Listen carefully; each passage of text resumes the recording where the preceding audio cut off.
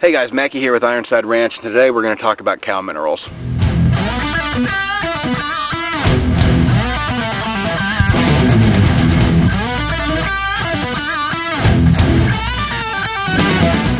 Hey, before I forget, remember to like and subscribe to the channel if you haven't already done so, guys. That really does help us out. It makes a huge difference, and it's just a way that you can kind of get back to some of the information that we're doing here, and we're trying to provide as much information as we learn for free, stuff that we pay for via seminars or books, and we're putting some of that back out here for you guys. So hopefully that can help you guys out a little bit and help you get your ranching operation up and going. Okay guys, I know it's been a while since we've done a video, and I apologize about that. We've had a lot going on, different plantings coming in. We've had lots of new livestock. We've sold off some livestock. Just had a ton going on here. My other business, which is my primary income, has been doing just phenomenal lately, so we just really haven't had a ton of time. We've also been setting up water lines and permanent water stations around the farm and doing some more fencing. So we're going to go over all that stuff in later videos and kind of show you how we did that, and how we made our watering system for our cattle stupid easy, where we don't have to manage it. We just check for leaks every morning as part of our chores, and that's it. Anyways, I wanted to go over how we do our minerals, and we've tried several different methods. You can see we got the protein bucket here from TSC, but this protein bucket, we've used up all the protein, and I have elected to move away from that, because those protein buckets, as well as the salt licks and stuff that you get at your local co-op, a lot of those have a lot of chemicals in the processing or just in them in general, and so we're trying to stay away from that stuff, and we're trying to keep our cattle away from all that chemicals and all that processing. And we wanted something that was very natural. And we didn't really find anything that we were looking for at first, and then until we read Salad Bar Beef by Joel Salatin. If you haven't read that book and you're doing any type of grazing operation, it's a phenomenal book. I highly recommend it. Put a link for it down in the description. But really, he came up with this recipe, and we I think we altered his just a little bit, but we did a little bit more research and found some other things that we wanted to do. But the base of it is you have to understand each individual component. So cattle need a lot of salt in their diet, and for various things. And then we also want that salt to have some impurities, because they need those nutrients and those minerals that are in the impurities.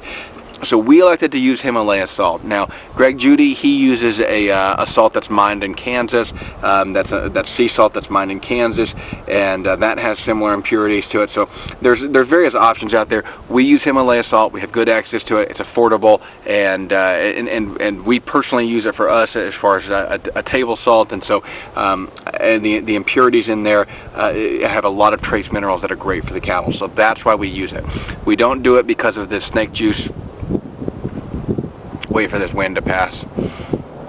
We don't do it based on the snake juice claims of it and that it'll cure everything. That's not what we care about. If those things are true, great, but I've seen no science whether it's true or not true, so I personally haven't done much research into it.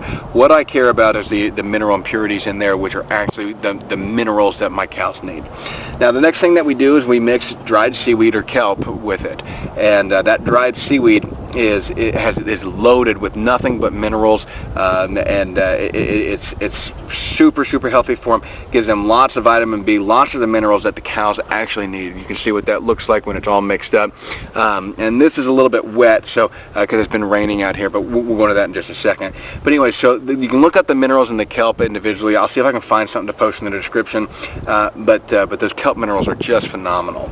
Now, the last thing is the diatomaceous earth. We do use diatomaceous earth because that's part of our worming program here. Now, we don't use diatomaceous earth exclusively. If we have a big worming problem, we're going to have to do some type of chemical treatment. But our customers prefer us to avoid the chemical treatments whenever possible, and so we don't do it as a general practice. Our worming practice is rotating the animals, buying good heritage breed livestock that are worm resistant and parasite resistant, and giving them a regular supply and access to diatomaceous earth to help fight off those parasites. Diatomaceous earth does help fight off the parasites, the extent of which is what is highly debated and contested, but we know that the diatomaceous earth does strengthen their immune system towards those, and so that's why we add it in here. Now, the ratios that we mix this with is we mix it 50-50, so 50 pounds of salt to 50 pounds of seaweed.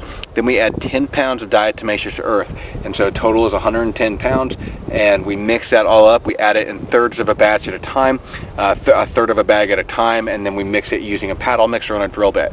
I don't recommend that, but that's about the only way that we have to mix it right now.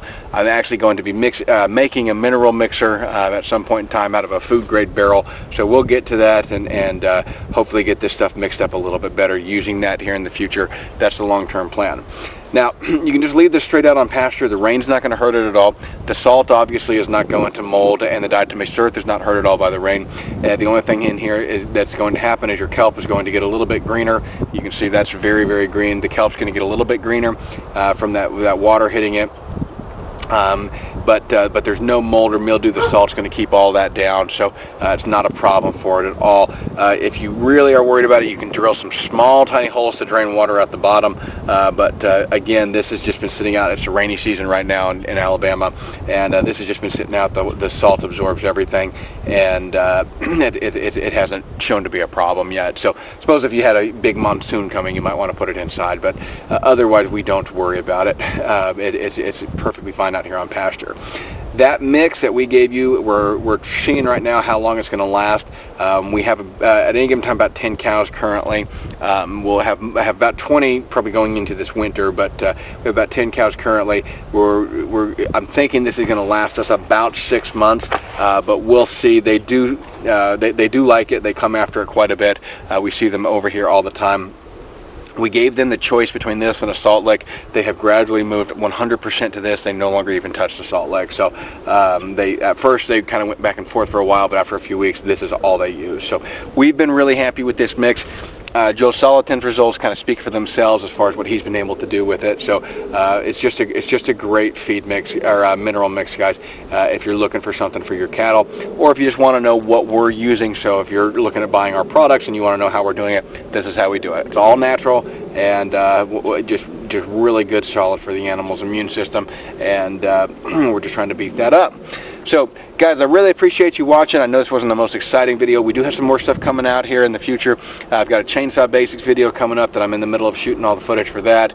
We'll have another, actually we're going to do a second high tensile vents 101 video, because we're going to go over some new lessons learned. And we found a really good way of doing pasture fence, setting up a very inexpensive good pasture fence that'll hold in pigs, cows, and sheep. And so we're going to go over that in a little bit more detail here in a future video. Other than that, guys, stay with us. I know it's a busy season for us, so we may not have as many videos out as we would like, but they will be coming. So just bear with us here as we get through this busy season. So thanks again for watching, guys.